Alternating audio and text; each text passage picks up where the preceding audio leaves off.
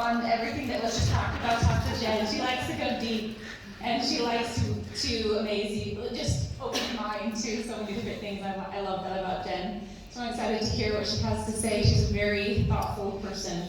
Here we go. You want to use that? Yeah.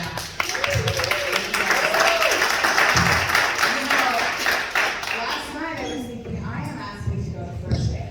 This whole last day just before Jerry Nammer crap, I'm not doing that. It's either my own retreat or the first day for me. Okay, but that's funny that she said that. Because you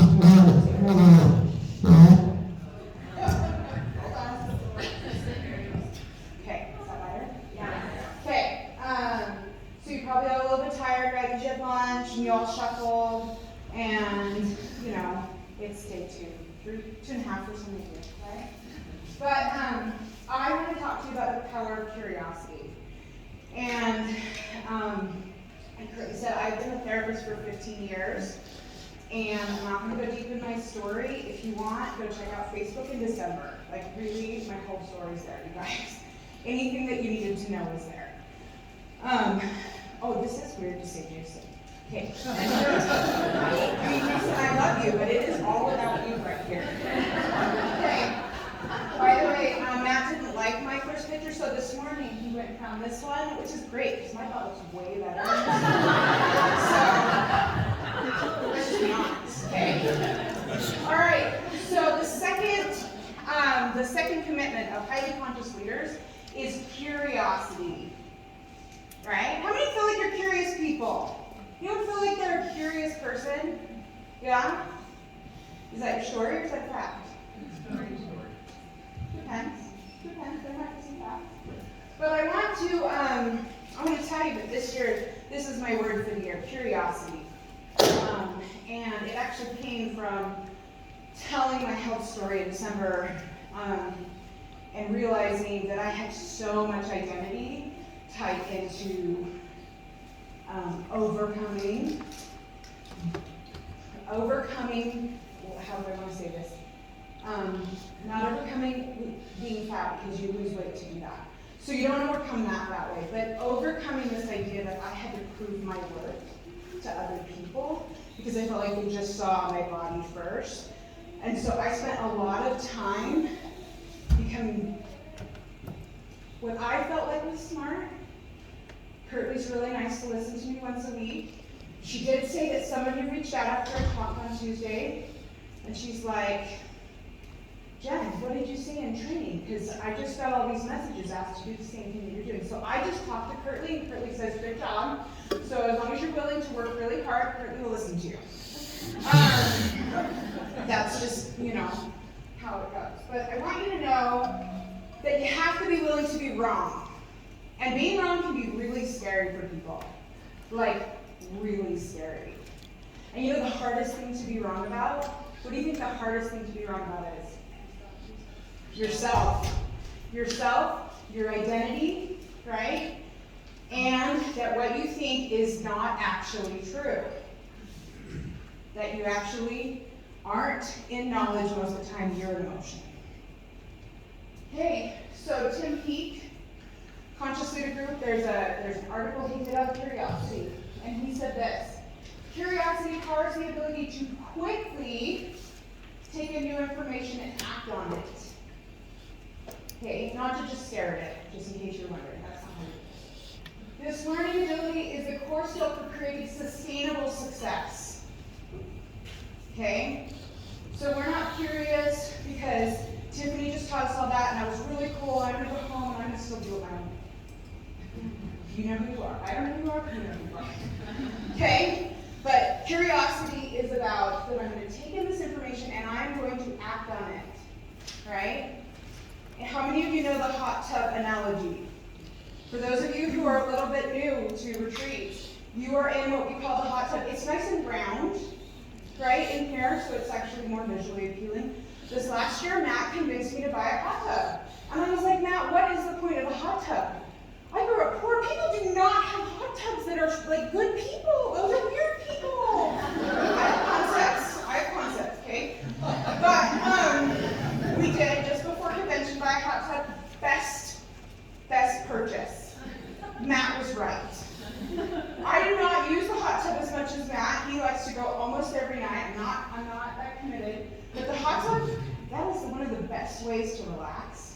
right? How many of you are both exhausted and super like, you are my people, you get me, this is so comfortable. Everyone comes in and you say, I'm a coach, and everyone goes, that's awesome, tell me your story. And on Facebook you say, I'm a health coach, and you're like, I'm fine you, right? Anyone start feeling like they're only commenting on your dog posts? I'm just saying, sometimes I get in my story that the only thing they comment on is Tucker. I'll give you more Tucker, don't worry. Okay? But this is what happens to us, and so I want you guys to pay attention to this, because the goal of curiosity is not just to know more stuff. That is not the goal, right? The goal is to take in new information and act on it. Okay, is this one that I done? Yeah, that's good. Hold on. Where'd she go? Okay. So what is a limiting belief? I cheated, so you guys, who wants to read this? Please, Kate. Yes, but we're going to go with definitions, and then we'll go deeper. We'll get there, Jared. Okay, Kaylee's going to read it for us. Thoughts, opinions that one believes to be the absolute truth. They tend to have a negative impact on one's life by stopping them from moving forward and growing on a personal and professional level. Yeah. So at this very retreat a year ago, we were on a walk. And actually the coach that I was on the walk with, she is not here this year. A little sad for me not here. I hope she comes back. But we were talking about limiting beliefs. And I thought, gosh, limiting beliefs are those like, isn't that just like, you're not trying hard enough? Like, isn't that what a limiting belief really is? It's like, you just didn't ask the right questions, right? Because all you have to do is flip the script. Anyone ever tried to flip a script and it flipped back on you? And like hit you straight in the forehead? And you thought, okay, wait, I'll try that again. Pull out Jones cards from conventional, try to do it while doing an interpretive dance. Whoa, what happened? What happened? Right? Okay, because these are way different, because these are deep. You guys, these are the kinds of things you go to therapy for. Okay? So these are thoughts, opinions. Y'all have opinions? Y'all have opinions, right? That you believe are absolutely true. Absolutely true. Okay? Interesting, because curiosity is all about being willing to be wrong. Okay, so let's talk about the fear cycle. Anyone like being afraid? It's interesting, we say we don't like it, but we stay there a lot. I'm just saying, your opinion will be true. Okay, so fear cycle, I'm going to go through it for a minute, is the focus on solving a problem based on your anxiety. Jared was quote about anxiety, that you only do things to the anxiety you can tolerate, right? Comparison and fear. I just added this little thing in case we talked about stories. I thought we might talk about them this weekend. So fear exists in three circles. It exists with obligation. Just take a minute. I want you guys to write down in your little notebook. Really do it. Don't just keep on doing it. What about coaching do you feel obligated to do? Because Tiffany just gave you a list. So if you don't know, review your notes. She gave you a list. What do you feel obligated to do? Right? You feel obligated to be nice. Do you feel obligated to hit the same rank or higher every month? Do you feel obligated to love it every day? Okay? Then let's go deep below the line just because it's fun, right? And we like to play both above and below the line. Resentment. What do you resent the heck out of? Because my mom's here, I always say heck. Thanks, Mom. But what do you resent about health coaching? Jared has a list, you guys. He is going at it. So do not think you should lie. Because you lie, you guys get to stay stuck. That's your option here. You can be honest with yourself. I'm not going to ask you to read it or share it with a friend. Matt wouldn't do it if I asked him to do that. So I'm not going to ask you guys. Okay? Told me that much. And the next piece that we're looking at is entitled. get really honest with what you feel entitled to in coaching. What do you really feel entitled to? And if you're like, I don't know what coaching I'm new, I want you to go to anything you feel entitled to. Any area that you feel like, I might be in the fear cycle. And take a minute, all right? And I want you to try and get at least 3, but you can keep going. Don't worry. You will come up with obligation, resentment, and entitlement for days, right? So if you don't get it today, get it tomorrow. Okay, so we're going to go next. So, we've heard a lot about questions. Here's a different quote about questions. Curiosity is the process of asking questions, genuine questions. What's the difference between a question and a genuine question? The difference is that it is not waiting to ask for something in it. So, I'm just going to be honest. Sometimes as a therapist, you have to confront things, okay? You guys ready? If you're not ready, go take a walk. I'm serious. No one will be offended. I make people cry for a living. If you can't come, please just go. Right? I know it out earlier. Some of you don't know, but I worked with 120 teenage girls and was also a cat herder in my career. But we, especially those of us who've been coaching a while, we take a question and we spit out answers. We spit out answers so fast, we don't even think about the question. Right? Let me ask you, where can you find the Nursing Mother's Plan? Did you question your answer? Or did you just answer? Because you're not in curiosity if you just answer. And it's okay, some of us are there, but I want to tell you that that is the way you live your life. The things you think you know, you are just answering. That's all you're doing. And the longer you're going to be a coach, the harder it's going to be to get out of this and just answering the questions. So when your new coach says, how do we do this? Take a breath. We're going to talk about more about it, but try not to just answer all the questions. So, curiosity is directly related to a leader's internal relationship with reality. As a therapist, I worked with trauma for years and an addiction. Let me tell you what's true, and any of you who've experienced these things will know it's true. We love fantasy. We love fantasy. We love it. We love to be deep in fantasy, and reality is hard. It's really hard. It's one of the reasons that we, with coaching, they get so excited and they'll be like, oh my gosh, I'm going to lose 47 pounds because Matt Oxford did 3 years ago. And you're like, that is fantasy. Like, even Matt Oxford didn't lose 47 pounds the first month. It was 39 people. Like, it doesn't really matter, right? But people get in fantasy about their stories. And I want you to ask this question. And again, you're not going to share these. And don't look at each other's paper, that's rude. Okay? But answer this question. If you knew me, you would know my limiting belief is, and for most of you, it's going to be a thought. What's your limiting belief? What's the belief that your opinion or your thought that you believe is absolutely true?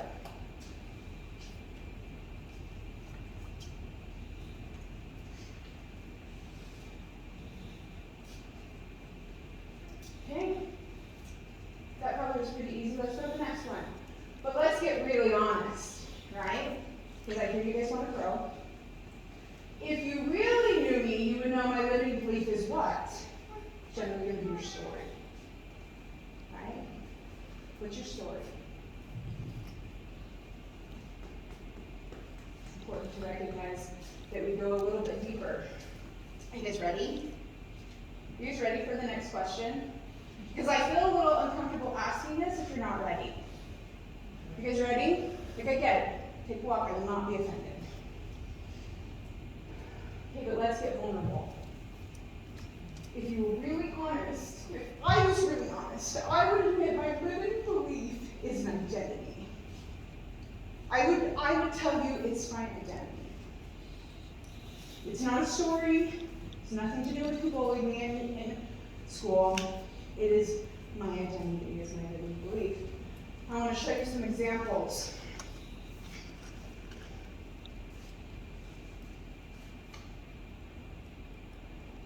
I apparently did 2 slides. I also call it my core negative belief. So as part of therapy, when we do the deepest trauma work, we just go to the core negative belief.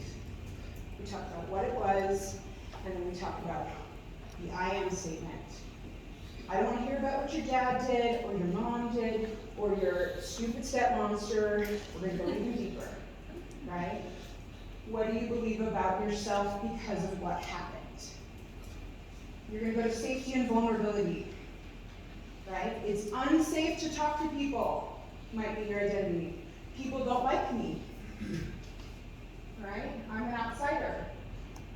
Control or choice, but I can't do it. That's a control and choice belief, right? Could be something like, I am not smart enough to do it. I haven't lost enough weight. Those are control and choice ones. Shame and guilt, right? Talked a little bit about Brene this weekend. She's not my friend, but I call her Brene because we're both therapists and I feel like we can do that as colleagues. So, shame and guilt, guys, I'm broken.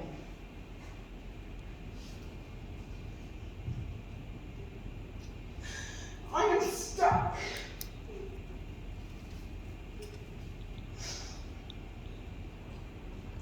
I am unlovable. I am unworthy of success. Shame and guilt. Okay? As you notice that, do you notice the emotions go deeper? Do not think a limiting belief is just a thought or even an opinion. Your limiting belief is your core negative belief about yourself.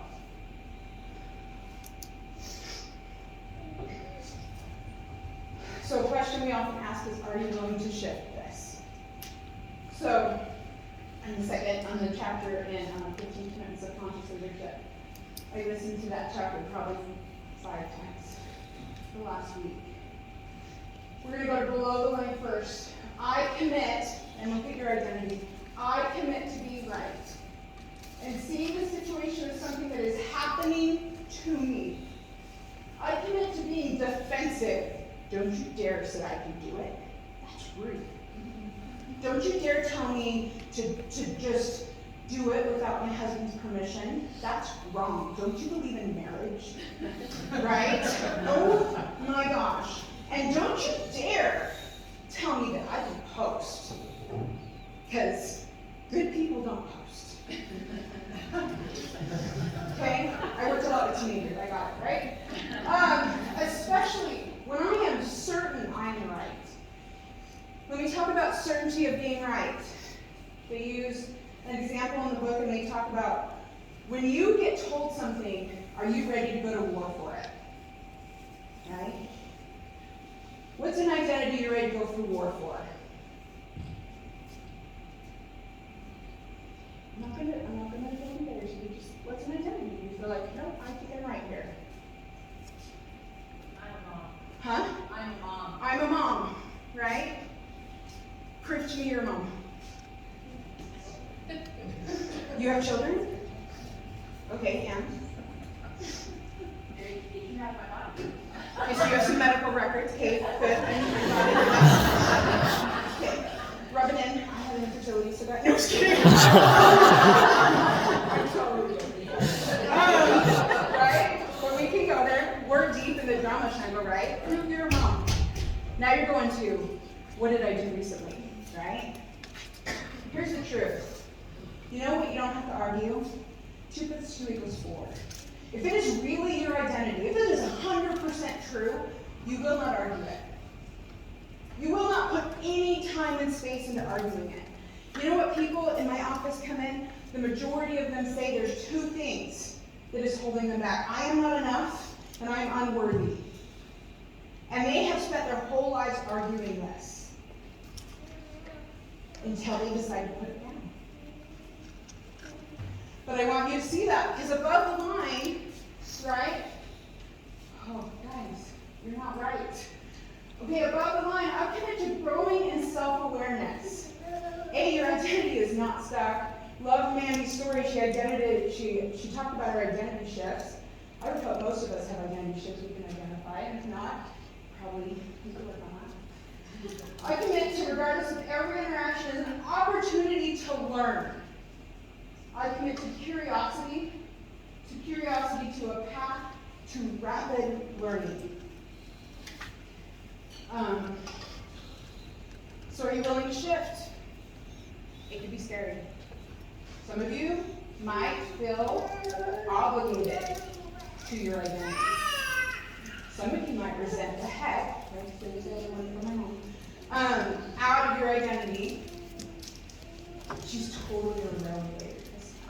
Some of you might even feel entitled to your identity. But Jen, I went through so much trauma. I said this to Jared, probably a year and a half ago now. I said, Jared, if I keep losing weight, nobody will know what I've been through. Nobody will know that I grew up fat. Nobody will know. So I can't do it. I don't remember what Jared said. I was being curious. I hope you all talk to your mentors about being open and curious and eventually come back to a year and a half later. I hope you all get it, right? Because we're 10 years in it. So we're just going to go. Matt and I are forever, and we're going to die if we don't, so let's just own that. But it was big, and I decided in December to tell my story so I could put it down.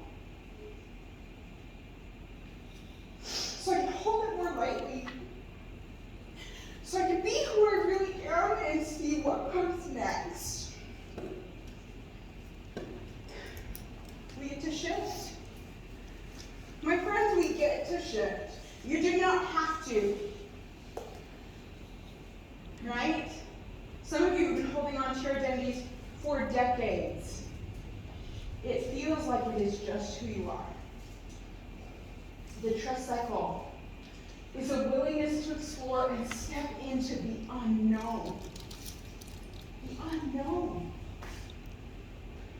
Risk. I have to do a whole presentation on this, but we will. And letting go of control. And seeing what's possible. We're going to work a little more. In fact, when we're in trust. We are not in fantasy when we're in trust. Not real trust. There's fantasy trust. It's a whole other topic. But we're going to step into a few things. And I wrote these a couple different ways. If you look at it, and these two cycles come from the Conscious Leadership Group. I just made them match Curtly's presentation. So they're there, I didn't make them up. Curiosity. Whether you are entitled, resentful, or obligated, I invite you to be curious. Is it true? That's where the foot of the script starts.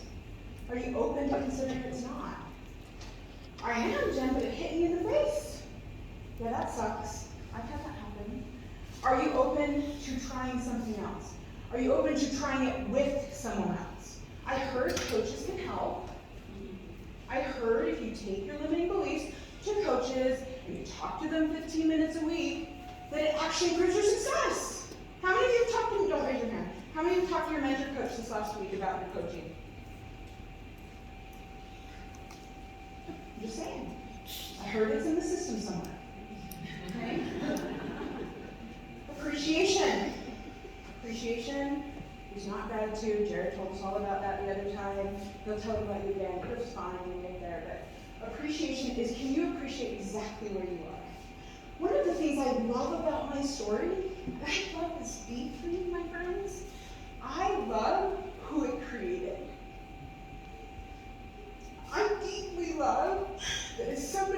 experienced significant emotional trauma, I have learned to heal other people. After using myself, exactly this. I love that I took the 34 years it took for Matt Oxford to put his act together and marry me, to go to college, and to get my graduate degree, and to become the best aunt in the world, and, you know, make a lot of money mistakes before Matt. That was actually really the decision to make them before. I made some after, I would say, but I can appreciate those things. I love my story. I love my heart. I love it so much. Sometimes I don't want to put it down. Sometimes I don't. Because I am so invested in who I've become. I didn't spend my teenagers or my 20s or my 30s working out to hit up guys. I didn't do it. I just thought, if you can't see how awesome are you, are an idiot. And then I went home and ate ice cream. It didn't work out well. It's not my bad. But thank goodness both Matt and I, nobody was ready for us except for us. Right? But then I went YouTube.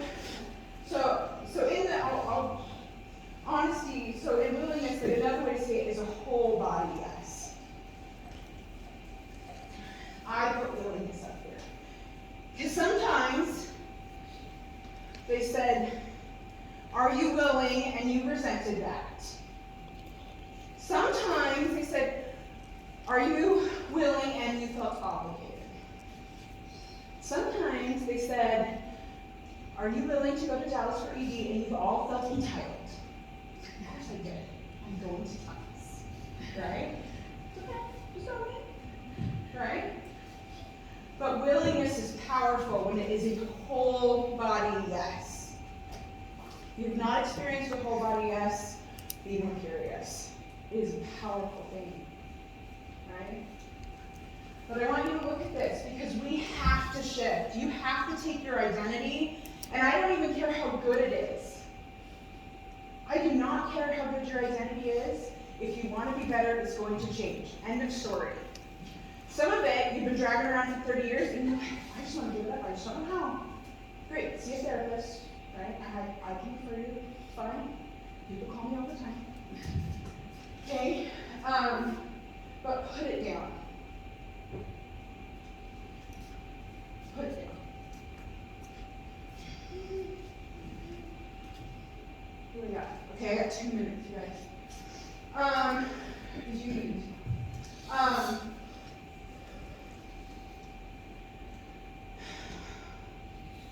You're going to go home.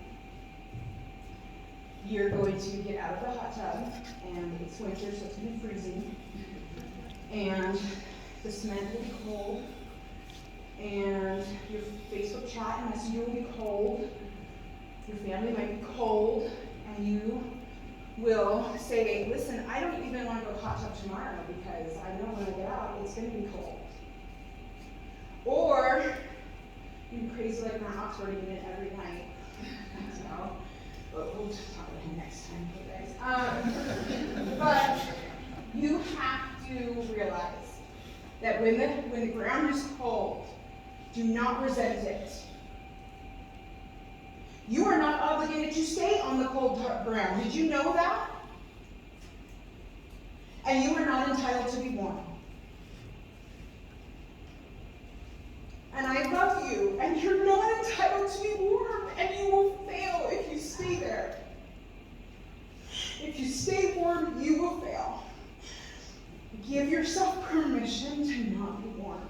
Give yourself permission to get really curious about the cold cement. Give yourself permission to be really curious. And have a whole body yes to your development and to the development of others. Because curiosity, my friends, is important because it helps you live a life beyond limits. Beyond limits. If you are limited, it is because you are not curious enough. That's okay, I'm limited. We can go together. I heard it's better that way. I also want to tell you this, I'm going to be really honest with my 11 seconds. I'm gonna fail. It's gonna go at least 10. Okay, 10 seconds, not minutes. But I'm gonna be really honest about it. You guys, if you get curious, here's what's gonna happen next. You are going to get a ton of feedback. A ton of feedback. Right? You're gonna get it from inside, you're gonna get it from outside, you're gonna get it from all over. I'm gonna leave you with this quote from our dear friend, Dr. Wayne Scott Anderson. Champions eat feedback for breakfast.